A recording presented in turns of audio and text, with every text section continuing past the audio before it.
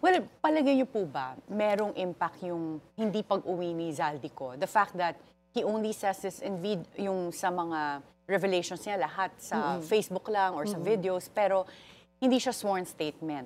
And just this morning, I was listening to an interview of DPWH Secretary Vince Dizon saying that wag natin paliwalaan si Zaldico kasi hindi naman to sworn statement.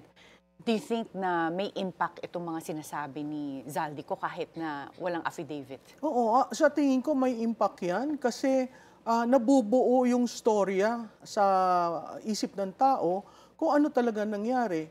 May impact siya kahit hindi sworn affidavit dahil natutugma yung kwento, lalong-lalo na nung testimony ni Gutesa. May impact siya dahil lahat naman haka-haka dati, ngayon pinatutuon niya. So, it is debilitating for Malacanang, for the institution of the presidency, and really, they need to answer this directly.